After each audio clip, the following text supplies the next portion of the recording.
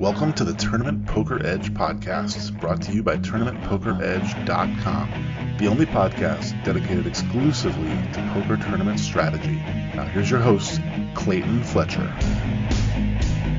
Hello once again, everybody, and welcome to the Tournament Poker Edge podcast. I'm your host, Clayton Fletcher, in New York City, joined this week by the guy that I like to call the head honcho. You know him, you love him. He is the founder of Tournament Poker Edge, one of them anyway, and he's our friend Killingbird, Derek Tenbush. Derek, how you been, buddy? I've been great, Clayton. How you been doing, man?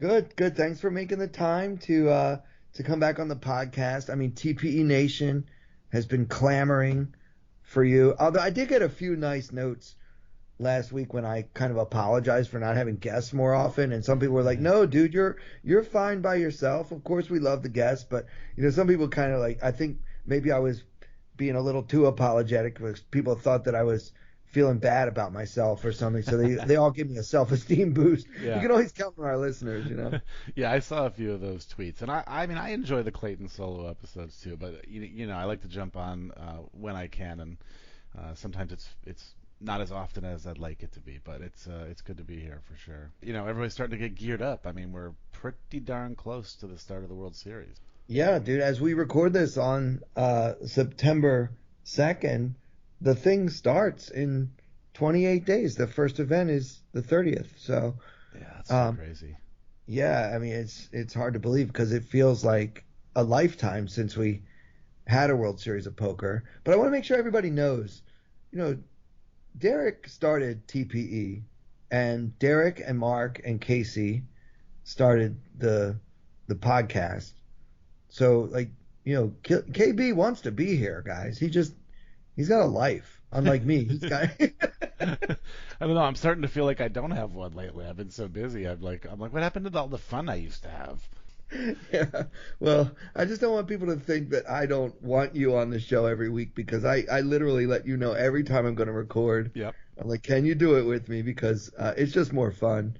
Yeah. Last week almost worked out, but I think I could do it one night and you could do it the other, but we both couldn't do it the opposite. So we were kind of. Yeah, and that's the way it goes. I mean, scheduling might sound like an easy thing, but it's not when people are all grown up and they have actual responsibilities. So exactly. I'm very grateful that you were able to find a little time for me tonight.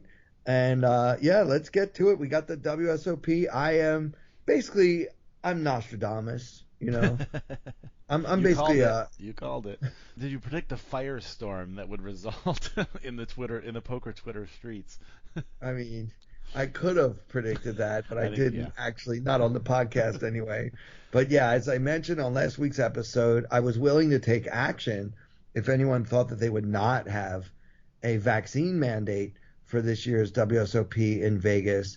And unfortunately for me, no one took that action, because just a few short hours after that podcast was actually released to the public is when the WSOP announced that they were going to do that. Now, I had no inside information, but I just saw the writing on the wall, because EDC and CES and even a few events in Vegas that don't have a 3-letter abbreviation are all requiring vaccines. So that is the trend right now in Vegas. And so I knew that the WSOP would have to follow suit. And so what does this mean to you? I mean, last time you and I talked here on the podcast, you were saying that you were hopefully going to come for a week or two and play some events. How does this vaccine mandate affect you? Yeah, so really the vaccine mandate aspect of things doesn't change a lot for me. I mean, I've said this on my Twitch stream. I don't make it. I don't keep it secret. I'm vaccinated, so that aspect of it is fine to me, and I certainly understand WSOP making that decision. Even if you take all of the moral, ethical stuff out of it, I mean, as a business, you have to protect yourself, and the last thing you need is the news of a super spreader event in your at your huge event in Vegas. So I get the move, and I think you were spot on in predicting that it would happen. So that aspect doesn't change a lot for me. What could possibly change things for me is just that, I mean, we seem to be going in very much the wrong direction with everything, as far as COVID goes. So I have a flight booked. I've set my dates. It's towards the end of the World Series, which is not the way I'd originally planned it. I'd originally kind of targeted the middle. But in terms of being able to find the most events that I could play, all in sort of a short time frame, the end actually ended up working out the best. So I have a one-way flight booked with the idea that I'll just come back whenever I'm ready to come back. And I haven't canceled that flight. I'm just kind of hanging out, waiting. And it's not until sometime early November, as I recall. I'm actually not looking at the flight at the moment, but so I have time to kind of just see what the COVID landscape looks like by November. It's kind of, even though the World Series is close, that's kind of far. So I'm just going to kind of play it by ear. But as of now, my plans have not really changed. Well, that's cool. I like the idea that you buy a one-way ticket and then you come back whenever you run out of money or win your bracelet, and then you just buy another ticket. Yeah, that way if we bink something and we decide we want to keep playing, we do it. Or if something comes up at home where I need to get back, I can just jump on a flight. And whether there's one-way flights direct flights from Vegas to Raleigh, so it's very easy for me to just jump on a plane and be home in 4 hours. So yeah, I'm interested to see kind of what it does to the numbers. I've seen a lot of speculation online, that now people are saying, oh, well, all my friends aren't going now. But that's always that whole, the loudest people in the room kind of thing, The one you're seeing a lot of people saying they're not going. What you're not seeing is the tens of thousands of people who just don't care and aren't talking about it on Twitter, So I don't know. I saw one person say that it's basically going to, equal each other out. Like, the people who, quote-unquote, boycott, which is an interesting way to describe what people are doing. They think that'll be outweighed by the people who are like, oh, well, if it's all vaccinated people, then I'll go, which I think is a possible outcome. But I'll be anxious to see. I think there's bets out there on the number of people in the main event, so it'll be interesting to see what this does to those numbers. Yeah, I mean, every year people take action on how many players they'll get for the main event, and this year is no exception. But I mean, if you put your bet in earlier in the year, maybe thinking that COVID would be a thing of the past by the fall, you might be on the wrong side of that bet. I don't know. I mean, I expect the numbers to be down compared with 2019, but I think there'll still be plenty of action. Yeah, I think if COVID were becoming a thing of the past, I think the numbers would have been huge this year, because everybody had taken a year off basically from playing. Which, I mean, for somebody like me who essentially plays online to just squirrel away all my money until until the World Series comes around, and then I go blow it there, having an extra year to do that was really great in a weird way. And you have Bitcoin and other cryptocurrencies exploding as well. So I think it would have been a huge year if you didn't have the X factor or the C factor in this case.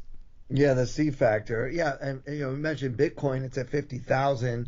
Ethereum is raging. A lot of the other coins are doing quite well at the moment, but of course that can change it at any time, as we know. Hopefully not by November. Yeah, as anyone who's ever invested in cryptocurrency knows, it's a pretty volatile marketplace. So who knows what it'll be next month? But yeah, right now things are soaring. We also have a lot of stimulus payments that have gone out. True. So maybe some people would take some of that money and gamble with it. But yeah, I think it will be tempered. I can tell you from having been in Vegas, as I mentioned here on the podcast, I was there one day playing with no mask, and then the next day they made me put on a mask. And I can tell you just the fun factor of playing poker when you can't see your opponent's faces, for me, it's a big difference. And just the enjoyment level for me is a little bit lower. That said, I still plan to play a full schedule. I mean, I'm vaccinated. I don't make a secret about that either. I don't get political, as you know, on the podcast or anything. So I'm not going to berate anyone who's not vaccinated, but I am vaccinated. Okay. So, but yeah, I've looked at the schedule and it looks like I picked out quite a few tournaments to play, and the schedule for Wynn and Venetian are now available online as well. So I've picked out some pretty good ones. My favorite thing of all is actually, as I mentioned so many times, the mystery bounty. Now, this was an idea that the WSOP organizers had prior to the cancellation of the 2020 live World Series in Vegas. So Wynn has basically stolen the idea because the schedule came out for the Rio this year, and there's no mystery bounty on there. And, the powers that be said that basically they thought there were some glitches and how they would be able to, just do it logistically and make sure there's no cheating with regard to the mysterious bounties. But in the meantime, there's a $2 million guarantee on the Wynn mystery bounty, which is taking place October 12th and 13th. It's a $2,200 buy-in and a $2 million guarantee. So they're obviously expecting a large field. So I'll be playing that for sure. And leave it to the Wynn to just do everything right, like they always do. Like everybody raves about how great of a poker room the Wynn runs, and this is just another great example. They heard people saying they wanted the mystery bounty, so they gave it to them. Yeah, they just give the players what the players want, and that means lower rake than a lot of the other casinos, more variety of games, comfortable chairs, anything you want to drink. It's just a really great place to play poker. So I'm excited for that. They also have, some other really good events at the Wynn. There's a $3 million guarantee main event with, I think, a $3K price point. So I'll definitely be playing that as well. And then, I picked out some WSOP events. I'm going to do I'm looking forward to the Millionaire Maker. I always loved the Millionaire Maker. And this year, the Millionaire Maker has the distinction of being the only WSOP tournament with any type of guarantee at all. Oh, good catch. I didn't realize that. Interesting. I guess they kind of had to do that, huh? But it's hard to do. Guaranteeing, Wynn is guaranteeing. That's true. Yeah, I had not thought about that, but I guess with the the questions surrounding how many people will be there, it's a little bit difficult, but obviously some casinos have felt comfortable enough to. Yeah, well, I was talking to one of the suits at Venetian when I was there over the summer, and he basically said, look, we're going to have some kind of tournament series every day for the rest of the year. And this was in July. And they've been doing that. I mean, the minute one series ended, the very next day they started another series. Clearly they're hitting their numbers if they're going to keep doing it. Yeah, and so they have a feel for the market. They were one of the first casinos to get back into tournaments after COVID. And so Venetian seems to have a pretty good handle on predicting how many people will be playing.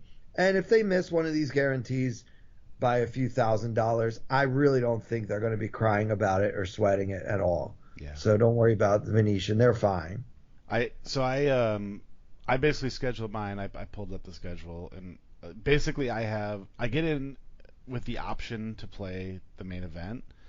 I'll probably only do that if I end up satelliting in somewhere online, or just having a big score that I'll call a satellite. But then you get all kinds of fun tournaments after that, which is why I ended up kind of picking that date, because you have like the little one for one drop, which is always cool to play because I like charity as much as the next guy. The Crazy Eights. There's a 1500 no limit freeze out. There's a Super Turbo. There's the 50 stack, which is basically just like you start with 50k in chips real deep, which will be kind of fun. And then there's the closer at the end, plus a couple other smaller like 1500s and stuff in there. So that's kind of the kind of stuff I'm targeting. But we'll just kind of see how long we end up actually staying in town. In the past, the Crazy Eights tournament had a guarantee, I think, of 888,888 for first. Yeah, I believe I think you're right about that. Are they not doing that this year? I mean, I just saw Kev Math, our friend Kevin Mathers, had tweeted that the only tournament with a guarantee was the Millionaire Maker. Yeah, I'm actually looking at the structure sheet right now. It does guarantee 888,888 for first, but maybe that means they don't guarantee the entire prize pool. So yeah, okay. There could be a steeper drop off after first, potentially. So maybe that was the tweet. I might be misquoting him, maybe none of them have a guaranteed prize pool, but like the Millionaire Maker and the Crazy Eights have a guaranteed first place prize. Yeah. But Derek, as you know, I think all tournaments should be winner take all anyway, so I'm fine with that. I think the person who bubbles should get all the money because that's usually where I'm at. So.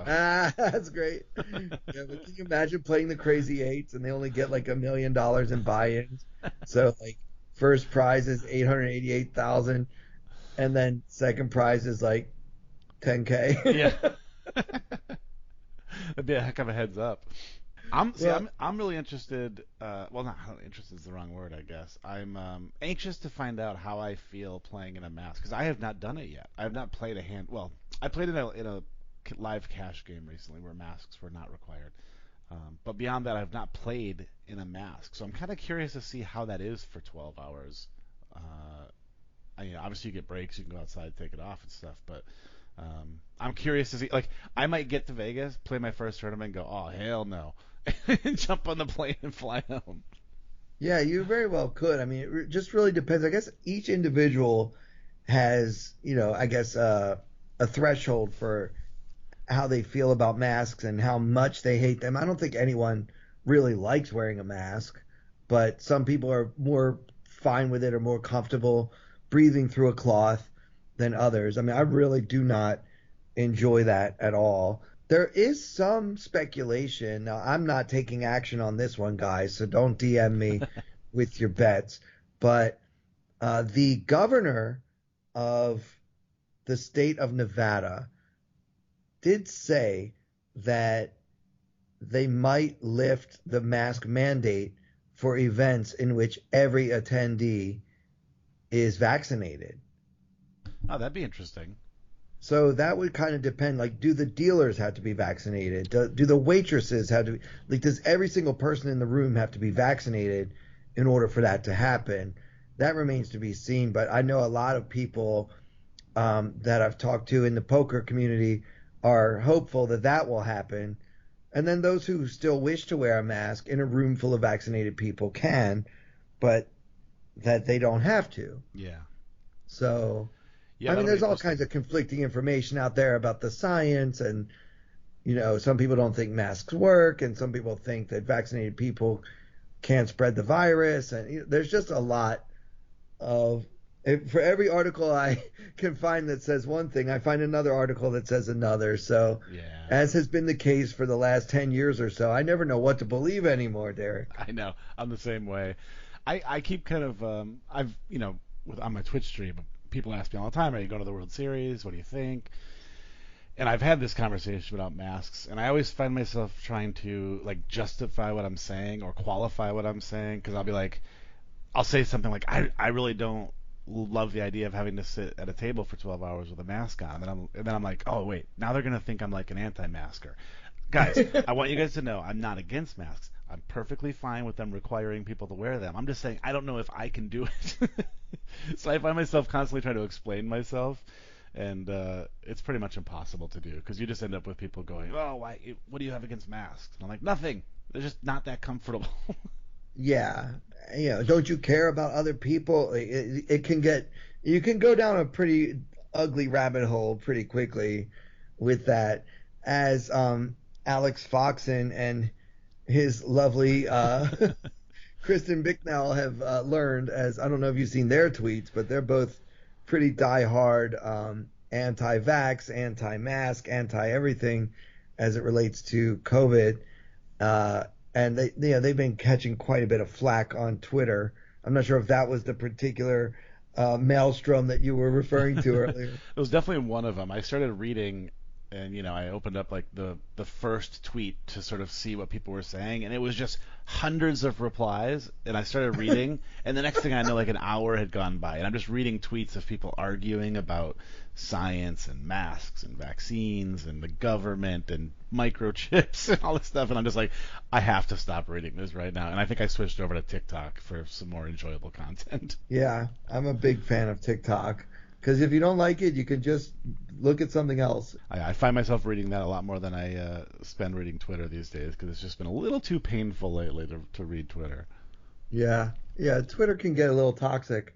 Now, getting back to this schedule here, if you just wanted to play the main event, but you're not sure you want to buy in, have you considered selling action? I'm sure a lot of our listeners and definitely a lot of your Twitch fans and viewers would certainly pony up to have a piece of the bird.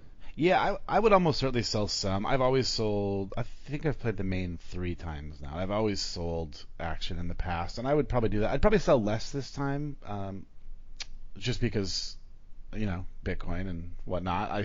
I have a little more expendable income for poker these days, but I would probably still sell some. It would just have to be very last minute because I don't think I'll know if I'm playing it until a week before or something. But I will give you the hot news if I decide to play and sell some action, and you can share it with the listeners, or I'll jump on the episode that week. Yeah, for sure. That would be cool. I mean, I think people want to know. I will not be selling action. I usually just do like a swap with a few of our friends, many of whom have been guests on the podcast. 3% of me, 3% of you. Do a little bit of that, a little bit of this. But I'm not too into being staked and being backed and stuff. I'd rather just play on my own dime. When I have tried having backers before, we may have talked about this in the podcast, but I don't play my best because I'm worried about how am I going to explain this to my backer if I bluff here and it doesn't get through, and I have to tell him, well, I had Jack high, but I put all the chips in and somebody called. Yeah, it would go more against your style. See, I'm always going to go out with a good hand because I'm such a nit.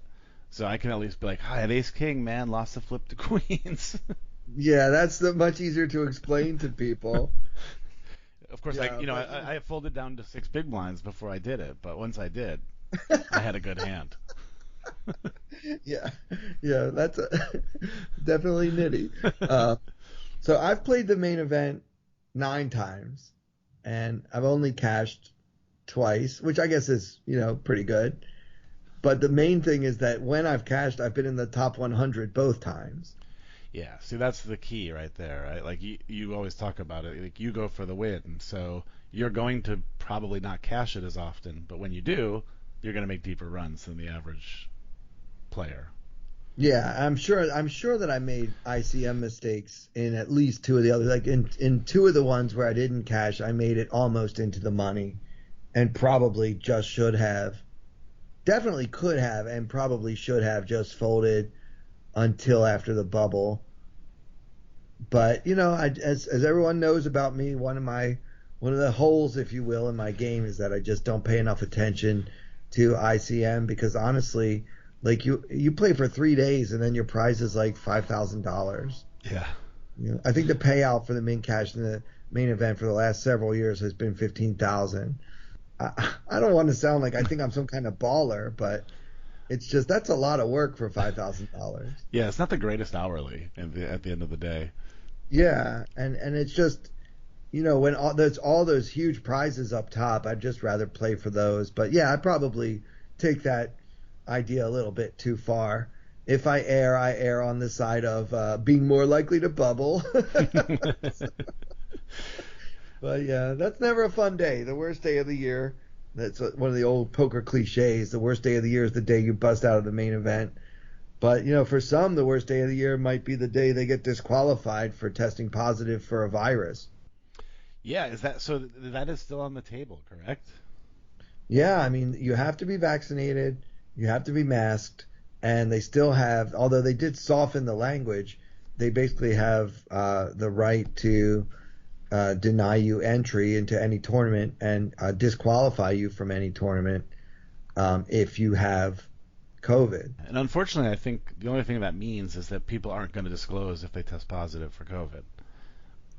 Like, if anything, they'll just stay home and sit out of the tournament and min cash or whatever and then collect their money. But it would almost be better if they said you got your buy-in back or something. I don't know how the finances of that would work. But then at least somebody would go, somebody might have the wherewithal to say, okay, I probably shouldn't go play. I have COVID. I'm just going to let them know and take my money back. But what do you do if you have 3 big blinds and then you say you have COVID?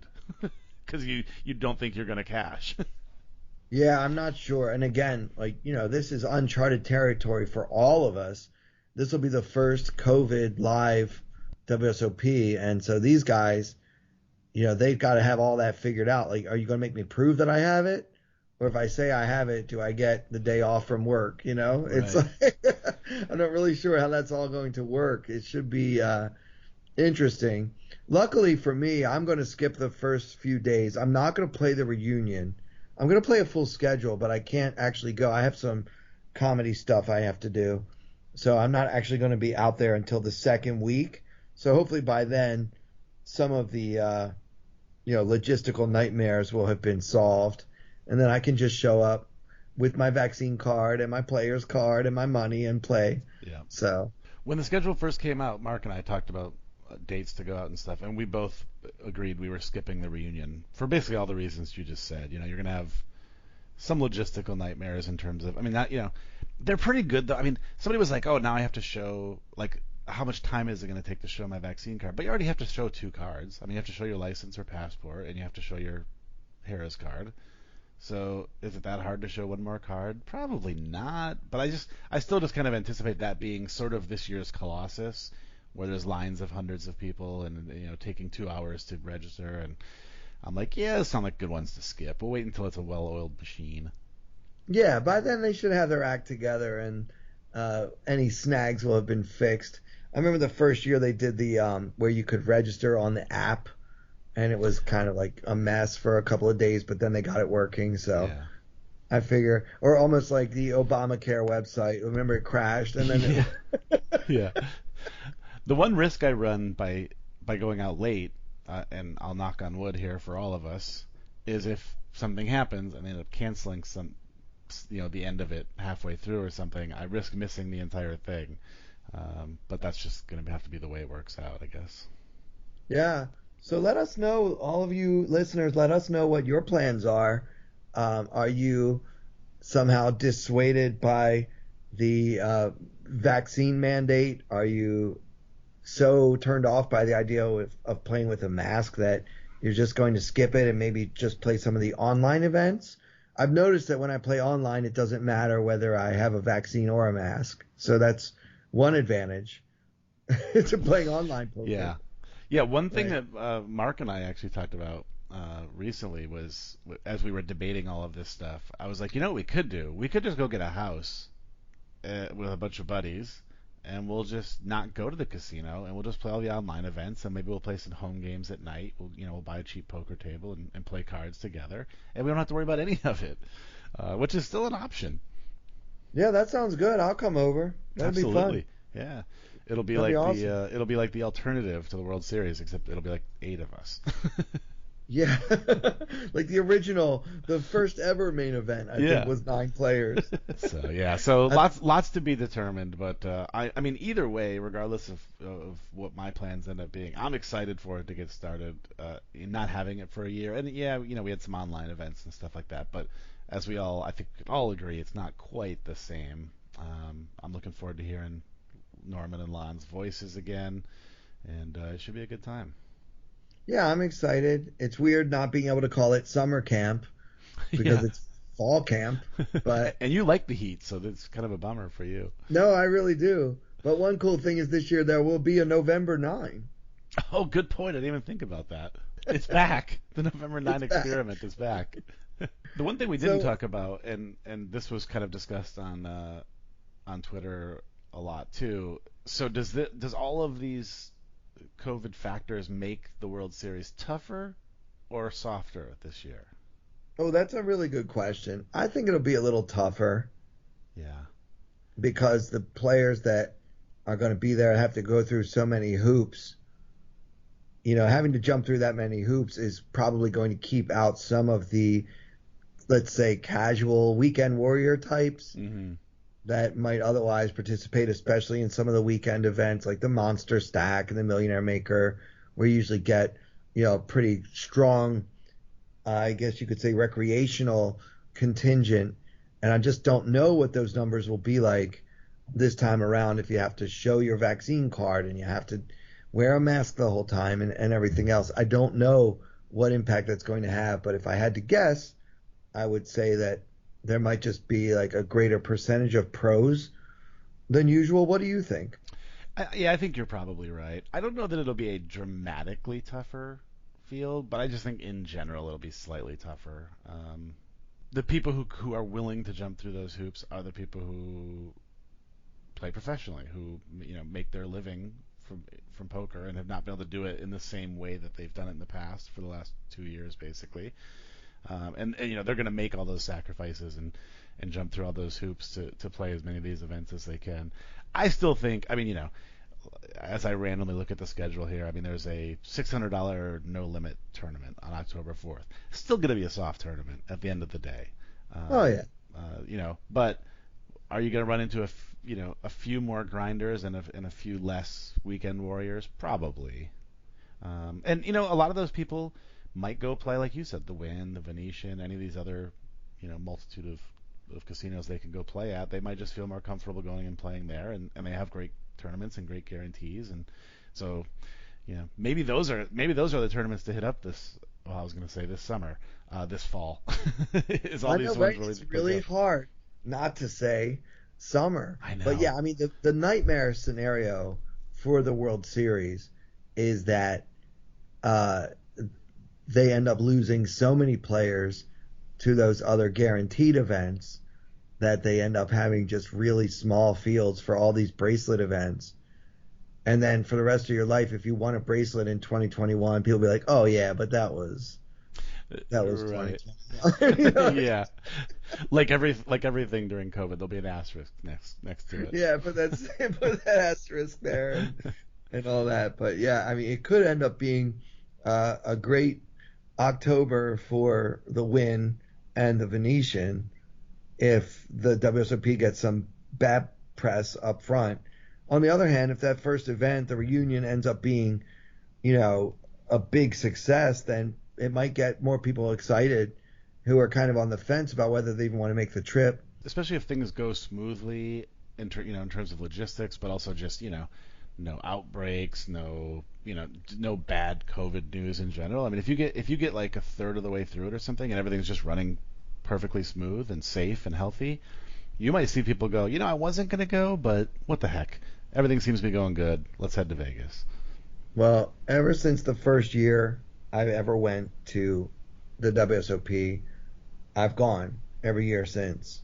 So I can only imagine if I had made some sort of decision, like some sort of smart and healthy decision, trying to take care of myself. Like, I don't want to be exposed to a virus, so I'm just going to stay home this year, and I'll get them next time. After 3 events and looking at my Twitter feed, I would be like, all right, let me book a flight. Yeah. Like we said earlier, kind of regardless of what happens at the table, I have a feeling there's going to be a lot of interesting storylines just throughout the fall. All these other tournaments going on. What do those numbers look like? What kind of logistical nightmares happen at the Rio? It'll be fun to follow along. And I'm also interested to see how many people who are adamantly not going right now we end up seeing at the World Series. They're going to have FOMO and book a flight. That's what I would do. So I've already admitted to myself I can't let this happen without being a part of it. So I've seen a couple, and I can't think of who, and I might not name them anyway, just out of respect for whatever. But I've definitely seen a couple people tweet out and say, well, I wasn't vaccinated and I wasn't going to get vaccinated, but I just got my first shot so I can go to the World Series. So it's happening to some people. Some people are making that change of heart based on this. So will we see any of the diehard people do it, like you said, after they get FOMO and be like, damn it, I'm going to the World Series? Yeah, well, if they're not vaxxed by then, though, it's going to be too late because it takes a while for everything to kick in. That's a good point, because it's basically a month. You got first shot, second shot, and then you got to wait 14 days after the second, right? So we tried so many tricks to get people vaccinated. Like, they were giving away free donuts. I think somebody was doing free beer, lottery tickets, like all kinds of stuff. Maybe this will be the thing that gets some people. Okay, fine, I'll get the shot. They should give away a main event buy-in to one person. I love it. Of all the people who get vaccinated at the Rio, one of them gets a free buy-in to the main event. Maybe a TPE membership. I'll have to think about that. I love it. If the donuts didn't work, none of this other stuff will. That's true. Well, one thing that's changed recently, Derek, I think this is kind of cool. Is we now have a sponsor, which is awesome. We're big time now. Yeah, Liquid Death. I mean, Liquid Death. If you were going to think of what is in this can, it says on the outside Liquid Death. I'll give you 50 guesses what's inside the can. Would you ever come up with pure mountain spring water? No, I would have said alcohol, energy drink. I would have named a million other things. Hard coffee. Yeah, a ton of other things before I ever got to water. So I love this company. They have a great sense of humor. I love that they named just all it is H2O from the mountain spring. And it's delicious, by the way. It's the best water I've ever tasted. They just call it Liquid Death. So you're walking around with your can of Liquid Death, and people think, man, that guy's a real badass, you know? And they have no idea you're just drinking water. Yeah, I'll be taking mine to the World Series with me this fall for sure. Yeah, it's good stuff. And what I really like about it is, you know, people know that plastic is really bad for the environment, and a lot of us feel good about ourselves when we put our empty plastic water bottle in the recycling bin. But I think what a lot of people might not realize is that most of that quote unquote recycled plastic ends up going into the landfill because nobody makes money from recycling plastic. But aluminum, on the other hand, infinitely recyclable. So that's what we should have been drinking our water out of all along. Yeah, and I'm a nerd because I know this, but it's also much easier to transport aluminum because it's very light. So compared to, like, you'll see a lot of beer manufacturers going over to cans because it's lighter to transport, which means less fuel, which means it's better for the environment. So I love it. Well, you're not just a nerd, but you're also in the alcohol business, so you should know this stuff. But yeah, okay, it's fine. It's a little bit nerdy. So right now they have free shipping at liquiddeath.com on all of their cool merchandise, and it is like really cool stuff. I mean, it kind of reminds me of like something like somebody who drives a Harley might wear, you know. It's like just like really cool, like tough guy. It looks like you're a real tough guy, you know. And I love that sense of humor of calling it Liquid Death. But yeah, there's free shipping on all their merchandise, and if you buy more than 2 cases of this amazing spring water that's not in a plastic bottle, but rather in a fully recyclable aluminum can, there's free shipping on that as well. So just check out liquiddeath.com. So let's do some strategy. Did you bring a hand? Since we're all in World Series of Poker mode, let's do some no limit hold'em here. I did. Yeah, so I have a hand here. It comes from the 1650 10K on America's Card Room. And we are currently at 2500 5K. And this is actually on the bubble, or very, very close to the bubble, just a couple people from the money. So that could play a factor in this hand. Like I said, we're in the big blind. We have 4-5 offsuit, and it folds around to the button, who has 22 big blinds to start the hand, and he limps in, which is kind of interesting. Now, I did mention we're on the bubble. The small blind has 4 big blinds here, so I don't know if that is a factor and why the button would be limping in a spot like this. What do you think? Well, yeah, it could be that he just is trying to trap the small blind, maybe want to make sure that he doesn't lose you guys. People tend to play so tight on the bubble, as they actually should. So maybe he's thinking he might have a better chance of getting action. Like if he has a really strong hand, it might make sense to limp here and hope that either the small blind calls or shoves, and then he could play, you know, for more of a pot. I guess that's possible. I mean, honestly, with 22 big blinds, I don't have much of a limping range. I don't know about you. I'm not a big limper on the button. I just think I haven't really developed that part of my game yet. I understand, like, especially a few years ago, you were seeing a lot of this where players knew, like, if they raised and got 3-bet, that they would have to fold, but they wanted to play more hands, so they would limp with some of those hands as well as some of their strongest hands, so that it wouldn't be too exploitable. So, like, you might limp with aces and then also hands like Jack 9 suited, right? So you don't want to have to raise fold with Jack 9 suited. You want to see a flop. so then you can limp with that. But then in order to protect that range, you also have to limp with some really strong hands too. So that could be what this player's doing. But honestly, that's something we saw a lot more a few years ago. I'm not really sure how many players that are studying the game now are doing that. But that was a thing for a while. Do you remember that, or am I making that up? No, yeah, I definitely remember that. In fact, I remember it being something that Mark and Ben, my coaches, then were trying to get me to do a little bit more of, and sort of explore that strategy. I never listened, so I also don't have much of a limping range, particularly in spots like this. But I mean, the one thing I will say is it certainly camouflages whatever he has, because I could not begin to really guess too much about what somebody would be limping in this spot. Yeah, now there are certain stacks when you're heads up, like if you're heads up for a bracelet, at certain stack depths, it makes sense to limp some or all of your range from the button, which is the small blind heads up. But that's a whole different conversation, and this is a very, very different situation. Yeah. But the limp, I would be, unless I really had a read on this guy, I would be I would think that it could be a mix, like some very strong hands and then some of those marginal hands that he doesn't want to have to raise fold. Yeah, that could definitely make sense. I assume we can both agree that it's not enough of an indicator of some weak hands that we want to be jamming 4 or 5 offsuit here over his limp. Yeah, so the small blind actually folded, right? Correct. Yeah. Yeah, and so now it's on us against this limper. And maybe a raise would work, but I'll just see a flop.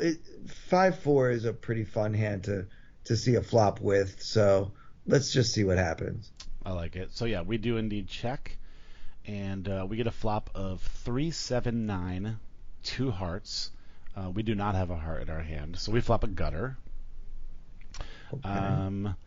So we opt to check, which I think is probably pretty standard. Maybe some people would lead here sometimes, but I think I'm so confused about the button's range that I prefer to just check and see what he does. Yeah, I don't mind it. I mean, I think putting out a little bet that is sometimes just going to take it down is great when you just have, that little gut shot that's not even to the nuts. It's fine to bluff with hands like that because if you bet and get raised, it's not really the end of the world.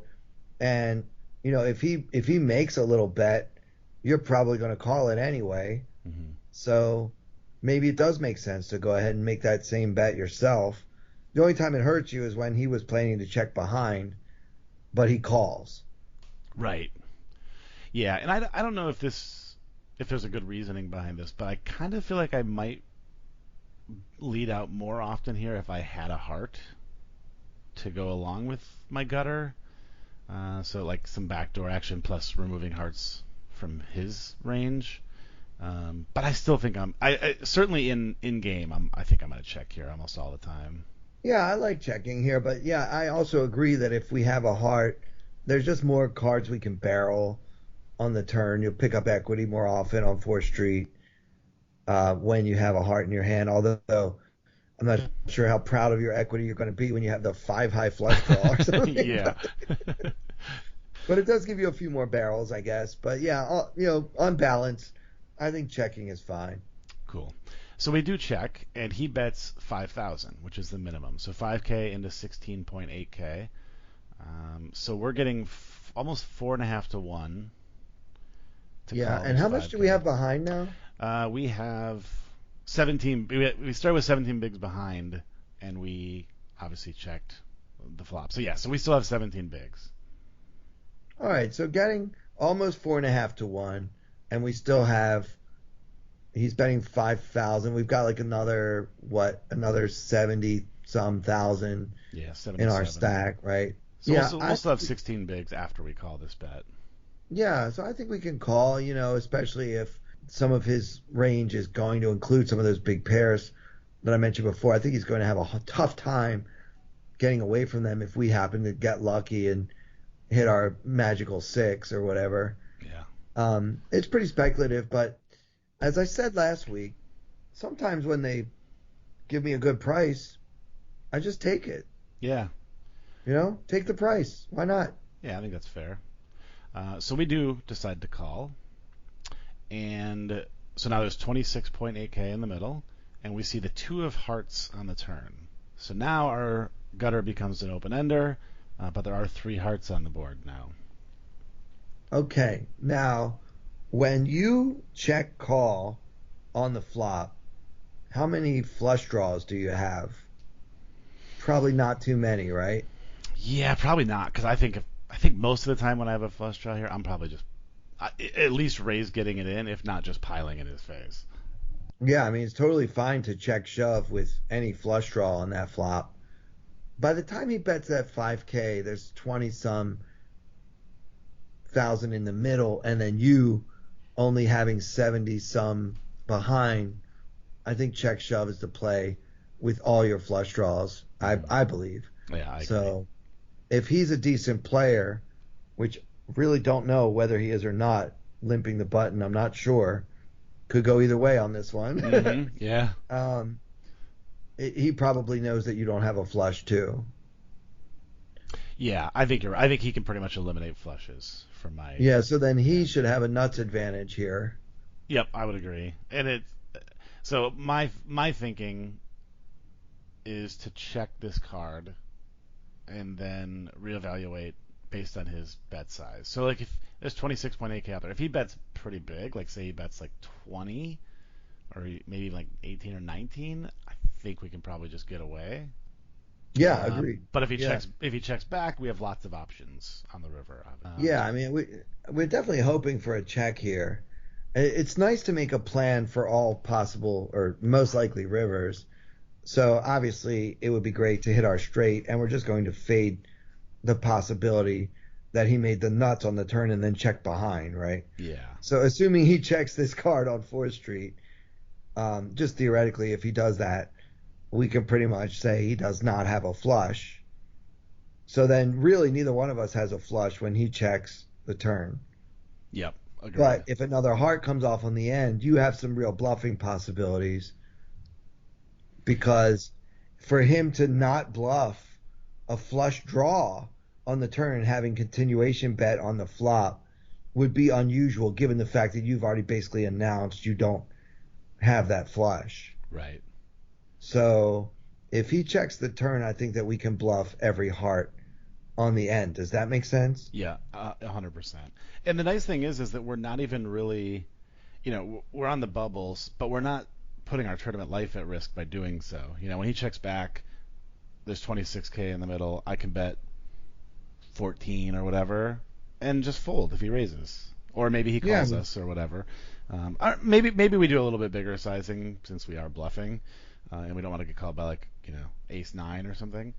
But he probably still calls that anyway. But so I think we have a lot of options based on what his action is. Yeah, no, that's worth exploring. I mean, he needs to have some bluff catchers in his range. So especially once he checks behind us on 4th Street, if we check this turn and he checks back and another heart comes off, putting 4 hearts on the board, how big do we need to bet to get him off of our hands that we're bluffing, right? I don't think we need to put in a lot at all. If we're trying to get him to fold when he has something like Queen Jack with no heart, right? Yeah. So then, really just even a pretty small bet should get it done all the time. Yeah, because I don't even think he's going to be able to pick us off much with ace king or ace high, because I think he would have raised that hand. Almost all his aces he probably would have raised pre. So I think we could even eliminate those. So yeah, we're really just trying to get like you said, Queen Jack, maybe King 10, I don't know, those kind of hands. We're just trying to get those to fold. Yeah, and we're certainly getting called by top pair. Like if he has ace 9, even if we pot it on the river, he's probably going to have to call us even when he doesn't have a heart. Mm-hmm. If he still has top pair on the river, I think that's just got to be in his bluff catching range. He can't just he can't just fold everything just because a heart comes. But that said, we're trying, our bluff target, if you will, is really just his 2 high cards kind of hands. And I think he should have a lot. Maybe like Jack 10, Queen Jack, Queen 10, King 10, all those hands. And possibly some Ace King. Yeah, right? if he was trapping pre, he could have hands like that. Yeah, but we can discount that a little bit. But certainly he doesn't have a heart. If he picks up a flush draw with ace king or king queen or queen jack on the turn, I mean, I think everybody bets there. Yeah, I would agree. I certainly would in his spot. I mean, you have shown no strength whatsoever. Yeah. All you've done is check pre-flop, check the flop, and now check the turn. Yeah. Right? So all that is a moot point because he actually does bet, but he only bets 5K. Now, I am always suspicious of these min bet lines, and sometimes it gets me in trouble because I tend to call bullshit and I raise or I shove or I do whatever, and they accomplished what they were trying to accomplish by making these squirrely little min bets.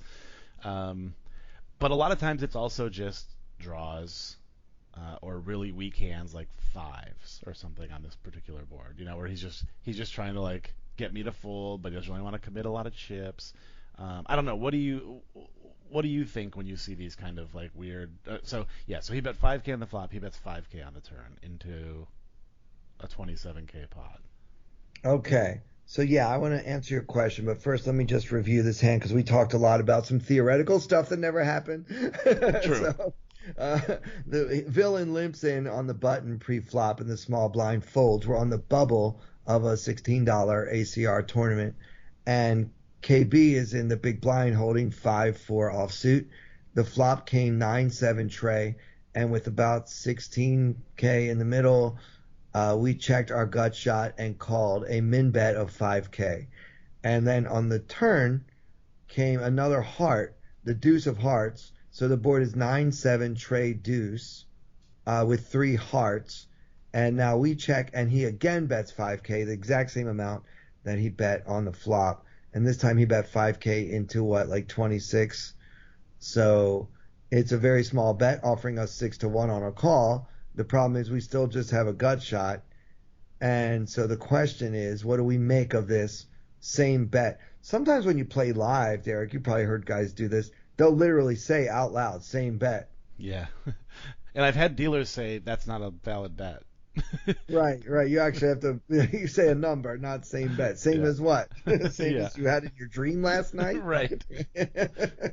Yeah, I always see this, and don't get me wrong, like I always joke on my stream that sometimes I do stuff like this, and I call it the patented Danny knows where they min bet, because he would do this sometimes against people who he knew would play back against him in spots like this. So I do it sometimes, but like I said earlier, every time I see it, I just think it's BS every time.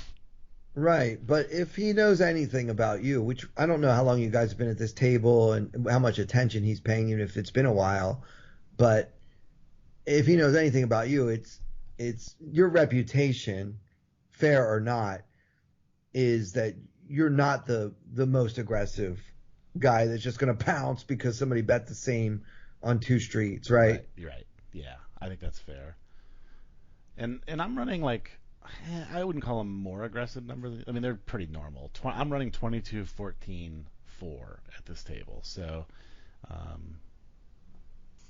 he probably sees me as, tag, I guess. Is that we still using that terminology? Yeah, we can say tag. I mean, 22 is actually, leaning towards loose, actually. True, yeah. It's within like the professional range. Do you have stats on how long you've been playing with this fellow? Let me see. I do. Oh, yeah. So he doesn't have much of a read on me, and I don't have much of a read on him because he's only been at the table for 4 hands. Okay, so yeah, he's not trying to exploit you. Yeah. Like, oh, if I bet 5, I know this Killingbird guy is definitely going to put in a raise, and I'll have him right where I want him, right? Right. That's not happening here. Not after 4 hands. Yeah, and especially even if he knows me from away from the tables, he's still just going to think I'm a nit because that's what I tell everybody. Yeah, like I say, that's your reputation, fair or not, and I'm happy to promote that for you so you can get away with a few things once in a while. So, all right, so he puts in 5K again. My best guess, and this is just a guess, would be that he's got marginal value, and he doesn't want to check because his hand's a little too good to check, but he doesn't want to bet too much in case something goes wrong for him. So yeah, I think like a pair of fives. I mean, we block that, but that's a pretty reasonable guess. Maybe he's got like ace tray offsuit or something. Yeah. Right? So he made bottom pair on the flop, and now he's got a third pair on the turn. So he wants to bet it again, and also like a little protection in case you have just a bare heart and he doesn't have one. Like it feels like around that strength. Now, if he's a great player, like if Olivier Bousquet does this to me, I'm not going to read anything into it. I'm just be like, oh well, he's balancing everything and he's a computer and he's a robot, and I'm not going to try to figure him out, right? Right. Yeah, he could have the nuts, or he could have. Well, I was gonna say a worse hand than us, but we have the worst hand. So you have the nut low at the moment, yes. So yeah, right. I kind of I thought the same thing that you thought. Like I think it's some sort of like weak value. Same thing. He's good enough to bet a little bit, but not enough to go crazy with, basically. Yeah, and a little too strong to check. Yeah. He doesn't want to check and give you a free card or whatever. Yeah. So, in my infinite wisdom, I see this as a weak bet. I decide to raise, but not shove. So I make it 17.5K, leaving myself 55K behind. Which I intentionally, it's not a huge 3-bet, but I intentionally went slightly bigger to make it a very reasonable shove on the turn, because I think we can shove so many turns successfully. Yeah, I mean this is a pretty small raise, honestly. I mean it's 3.5 times the bet. Yeah, it's I guess it's like, I don't know. I remember when people were like clicking it back. That was the rage. So to me, 3.5x the bet seems big, but relative to the pot, it's actually quite small. Yeah, exactly. So it's 3.5x the bet, which would be great if somebody bets, half the pot or something. That's pretty standard. But yeah, I mean your raise is still only half the pot. Yeah. All right, but this is pretty creative. I mean, what's the game plan? Are we just shoving every river? I kind of feel like we almost have to.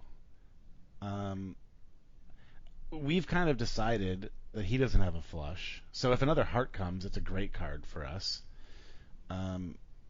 We block a lot of straight draws, which might actually be bad for us now that I think about it, because that means he doesn't have 4 or 5 as often. But yeah, I'm trying to think of a river that I wouldn't shove. I mean, I guess just like an ace. Or maybe, I don't know, a face card. But I think I almost feel like we still have to. I mean, we've committed a lot of our chips at this point. It sucks to bubble. Yeah, it does suck to bubble. But, bubbling a $15, $16 tournament's a lot easier to handle than like bubbling the main event or something. Yeah. If my read is that this is just, these bets are just weak, super weak, or certainly not big enough to call a nearly pot-sized shove. If we think it's stuff like ace-3 or ace, he might call ace-7, but hands like that, then I think when we make this raise, I kind of feel like we have to jam a lot. It's one thing you said that I'm not sure I can agree with. I'm not sure we love it when a heart hits the river, because when he calls the check raise, some of his range is going to be something with some kind of heart, right? Yeah, that's easier true. Call when he has a heart. I mean, this small raise might get called a little more often than a bigger raise would. Like if you just check shove the turn, I don't know if check raising now is better than check shoving now, if the plan is to stick it all in on the river. I mean, obviously the advantage of doing this is you win that extra 12-5 when he has no choice but to fold. So he calls your raise here, and then he has to call it, but then he has no choice to fold on a lot of rivers. Mm-hmm. So you do win that extra money. So I guess that's the argument for check raising small here. Like, let's say he has something. I mean, we didn't really mention these hands in his potential range, but let's say it's something like 6-7 with the 6 of hearts. Do we think he calls when the river comes a queen of hearts and we jam? I do. In a $15 ACR tournament, I mean, he will be getting a decent-ish price. That's true. Yeah, it's not such a bad price. I mean, by the time he calls, there's going to be like 62 in there, and you only have another 50 behind. Yeah, 55. Okay, well, it's not a great price. Yeah, it's really only. I mean, it's close to 2-1. So, yeah, I mean, I'm not saying he should call with just the 6 of hearts, but I think that he would, but he wouldn't now. So I like this play because it's a little greedier. It's actually a little greedier. If the plan all along is to shoving on the turn is going to work a lot more often, or maybe not a lot more often, but certainly more often than this little raise and then shoving the river. Yeah, maybe the trick here would have been to bet an amount that gets him to call with a heart, but gives him the wrong price to call with a heart, and then shove all non-heart rivers.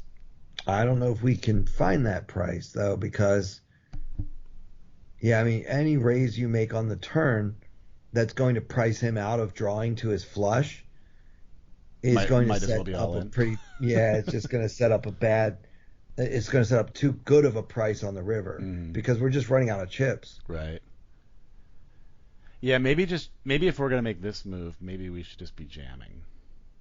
Yeah, but I don't hate it because you do win the extra 12-5 those times that he calls this and folds on the end. True.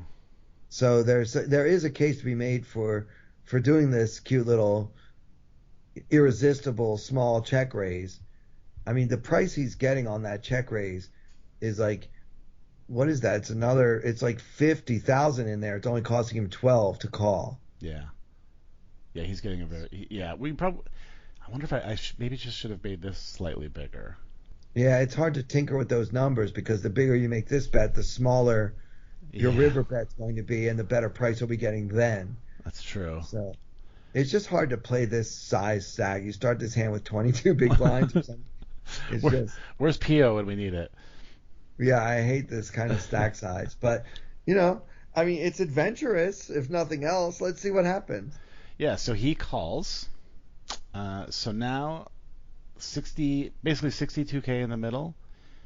We have 55K behind, and we get the 9 of spades on the river. And I remember thinking, is that a good card for me or a bad card for me? Because it was kind of the one I didn't anticipate. I was thinking about what do we do when a heart comes? I didn't really think about what we do when top pair on the board pairs. So I don't know if you have thoughts on whether that's better for us than him. I kind of don't put him on a 9 because I feel like he would have bet that more aggressively to protect against the flush draw.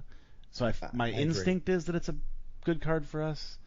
Yeah, I agree. I think we have a lot more trip 9s than he does, but the problem is it's a good card for us in that it's better for our range because we will have more 9s, but it's a bad card for us because it's way easier for him now to call with a 7 or a tray or a deuce. The other cards that are out there because just combinatorics, it's less like, although we'll have more 9s than he will, neither one of us will have 3 9s very often. Right. Yeah, in fact, it even makes it easier. We had talked about maybe like 5s or something. It even makes it possible to call with those hands. Yeah, I think when he has a pair, he's probably going to call with any pair at least some of the time. But that's not a reason not to continue. I don't know. I mean, having set this up the way you did, and what we said before we knew it was a 9, or at least before I did, was that we're basically shoving every river. So, yeah, I don't make these kind of moves very often, but when I do decide to make a move and I set up a plan, I'm pretty good about following through on it. So we decide to go ahead and jam in our 55K. I would like it a lot better if we had him covered on the bubble. This is the kind of stuff I do on bubbles when I have all the chips. It's like, okay, does anybody want to bust right now, right before the money? Right. Yeah, especially somebody, he started with a pretty workable stack. So for us to put that kind of pressure on him on the bubble is obviously advantageous to us. But we do, we really hurt his stack if he loses this pot. So. Oh yeah, he'll be in bad shape if he loses this hand. He's going to have like 30K, which is 6 big blinds. Yeah. So we're still putting a lot of pressure on, just not as much as we'd probably like. Right. Okay. Well, I think this turn play. I'm really interested to hear what our listeners think about this little check raise you did on the turn. I do like that it sets up basically almost a pot-sized shove on the end, which is just so hard for him to call. Mm-hmm. I want to hear what people think about that. Is KB better off check shoving the turn than making the smaller check raise on the turn and shoving the river? That'll be the question of the week. I want to hear what you guys think. Yeah, I'd love to hear what people say. Yeah, I'm not sure. I don't know. I don't love this card as a bluffing candidate, but it's not a terrible card because, like you said, I don't think that he has many nines. Mm-hmm. So, all right, what happened? Villain folded, and we added a nice little number to our stack. We were no longer in jeopardy. So, and you're no longer a nit either, apparently. I know. That's why I chose this hand, so I can advertise to people. I'm not always a nit. Although maybe it's better than I think I am. Yeah, I mean, if you're going to pull this kind of stuff, you want them to think you're the nittiest nit ever. Yeah. And now on America's Card Room, you can show your cards. So I don't recall if I showed. I don't think I did, but it would have been a fun one to show him the 5 high.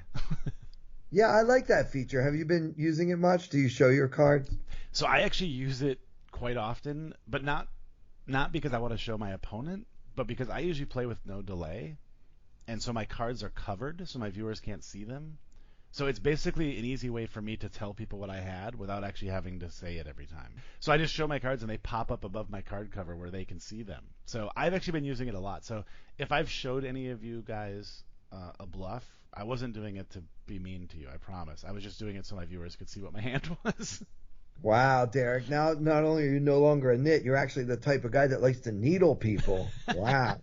And You've really changed. And I'm letting everybody see my hands so they know exactly how I play. You're Twitch streaming with no delay. Yeah. Yeah. But so you keep your cards covered up with your platform the way you set it up. Yeah, and I don't think that would work for a lot of people, like people who talk a lot of strategy on their streams.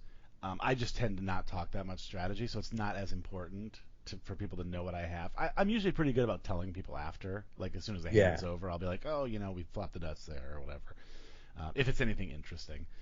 But I find the no delay is better for an entertainment stream, but delayed with your cards shown is better for an educational stream. So if I ever decide to actually start teaching people anything, I'll go to a delay. What are you talking about? You teach us about beer, and we love it. That's true. It's my one gift to the poker community. Yeah. So are you still doing every Tuesday, the home game?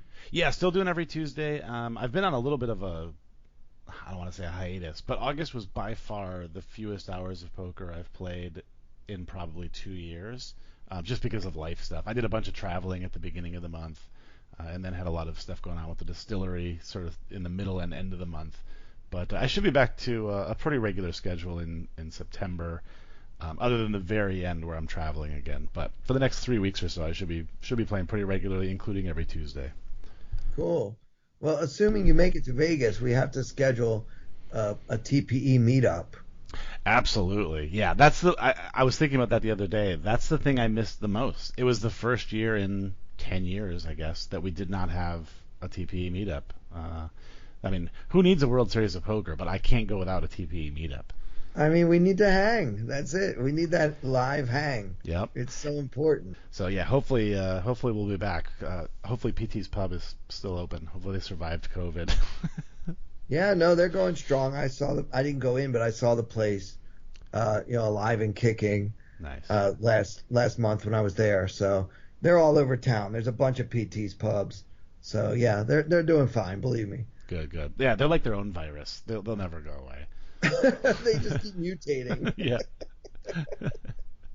So what's happening with the website? Tell us what's new on Tournament Poker Edge. Yeah, so we got some good stuff. There's a new series going from Colin Moshman. Of course, he literally wrote the book on Sit and Goes, and he had a series going on live Sit and Goes. So for those of you who grind those, Especially if you're going to be playing them out at the World Series this summer, or Sit and Go Satellites or whatever. I would check that out. Sit and Go Satellites are a bit different animal, but you get the idea. And there is also a new Theory series from Brocos running, and of course we all love Brocos, so yeah, encourage everybody to check that out. We also just started up a live sweat. There's been a lot of Theory videos or hand history reviews lately on TP, but some people love the live sweats. So Arvis did a 6-table live sweat, which just started today, I believe. So for the people who love the live stuff, check that series out. Derek, I'm sure I'm not the only one who has this question. Who is Arvis? Oh, Arvis is, I think he's Silent Murph on PokerStars. He has a bunch of different names on different sites.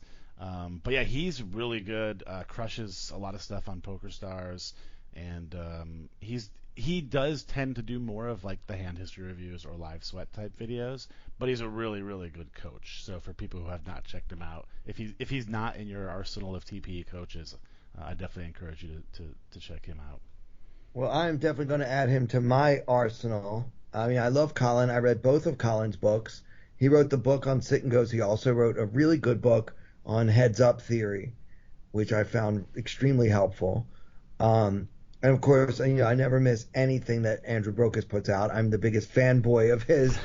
I'm not ashamed to admit it to anyone, but I'm definitely going to have to check out Arvis. And you guys can watch all these videos and like go back and watch stuff that we've made over the many, many years, that over 11 years now that TPE has been in existence and going strong. And you can find all of our videos on TPE.com, where you can actually get $10 off of your first month's membership just by using the promo code podcast.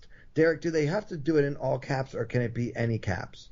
I believe it can be in any lower or upper case, but if they want to be, and it'll tell them if it doesn't work. So if they type it lowercase and it says not valid, just put it in all uppercase, and then you'll be good. Okay. Every week I tell them about the promo code, and I say I don't know if you have to do all caps or not. So now Derek doesn't know either. So we'll see. Also, I wanted to mention, this will be a little nugget for the people who have managed to hold on all the way this far into the podcast. Yep.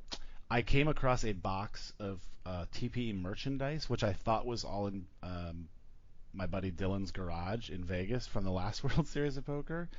So for anybody who's still listening to this, tweet out at Tournament Poker Edge. You can use the hashtag TPEdge if you want as well, and just say that you are listening to the latest episode of the Tournament Poker Edge podcast. Be funny, be creative, say something nice, and I'll pick a couple people to send some hats and hoodies and stuff to, because they're taking up valuable space in my office now. So they need to find a home. So tweet at us and tag Clayton and myself too if you want. How cool is that? They can get some swag. They can get $10 off. We're just giving stuff away over here. Yeah, this is amazing, and I really hope that things work out. Who knows? Maybe a month from now, the infection rate will be the lowest it's been since the beginning of the pandemic, and we can all stop worrying about the variant and its variants. Exactly. So that's what I'm hoping for. Is it okay to be a little optimistic once in a while? Is that all right? Hey, I'll happily use my one time for that. Me too. Hey, man, I know you got things to do. Thanks for hanging out. We always appreciate having you on the podcast. I appreciate you, man. Always good to check in with the TPE Nation. No doubt. So for Derek Killingbird Tenbush, and for everyone here at Tournament Poker Edge, I'm Clayton Fletcher. Thank you so much for listening. I wanna hold them like they do in Texas, please. Fold them, let them hit me, raise it, baby, stay with me. Luck and intuition, play the cards with babes to start.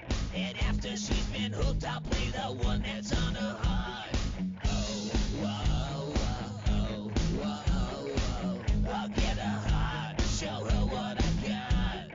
Oh, whoa, whoa, whoa, whoa. I'll get her heart, show her what I got. Can't read my, no, she can't read a mile. Hold the face, she's got to love nobody. Can't read my,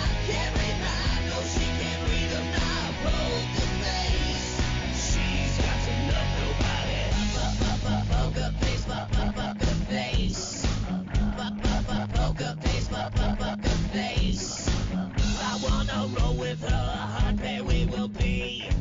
While little gambling is fun when you're with me. I love it. Russian roulette is not the same without a gun. And baby, when it's love, it's not rough, it is